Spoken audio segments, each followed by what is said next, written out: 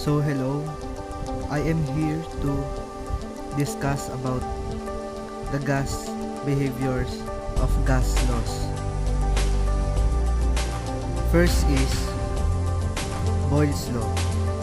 Is an experimental gas law that describes how the pressure of gas tends to increase as the volume of the container decreases. A modern statement of Boyle's law is the absolute pressure exerted by a given mass of an ideal gas is inversely proportional to the volume it occupies if the temperature and amount of gas remain unchanged within a closed system.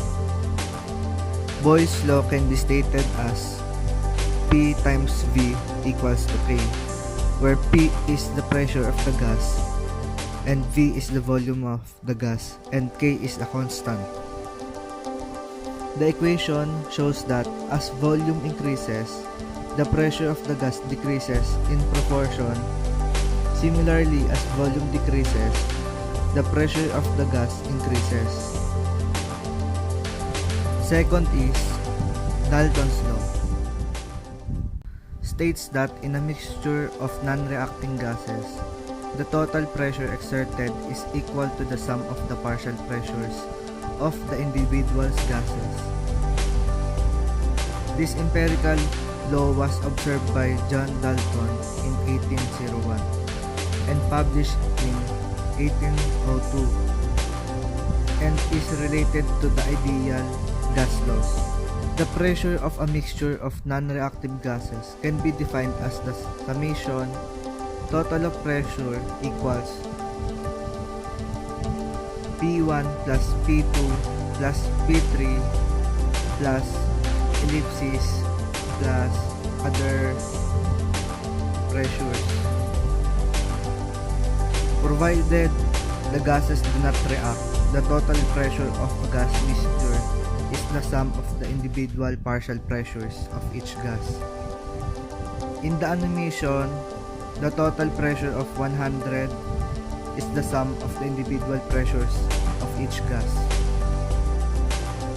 Third is Charles' law. Charles' law, also known as the law of volumes, is an experimental gas law that describes how gases tend to expand when heated. A modern statement of Charles' law is when the pressure on a sample of a dry gas is held constant, the Kelvin temperature and the volume will be directly related. This directly proportional relationship can be written as V over T equals K, where V is the volume of the gas and T is the temperature of the gas measured in kelvins, and K is a constant. This law describes how a gas expands as the temperature increases. Conversely, a decrease in temperature will lead to a decrease in volume. For comparing the same substance under two different sets of conditions, the equation shows that as absolute temperature increases, the volume of the gas also increases in proportion. And last, Gay-Lussac's law. Gay-Lussac's law can refer to several discoveries made by French chemist Joseph Louis Gay-Lussac and other scientists in the late 18th and early 19th centuries pertaining to thermal expansion of gases and the relationship between temperature, volume, and pressure. So if a gas temperature increases, then so does its pressure if the mass and volume of the gas are held constant. The law can then be expressed P over T equals to K, where P is the pressure of the gas, T is the temperature of the gas measured in kelvins, and K is a constant. This law holds true because temperature is a measure of an average kinetic energy of a substance.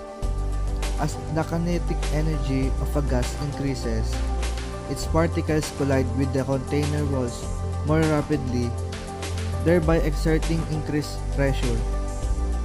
The heat from the flame will cause the temperature within the can to rise. You can see that the particles in the can, while the temperature is rising, are moving fast and colliding. So the rise in temperature will cause the pressure within the can to increase.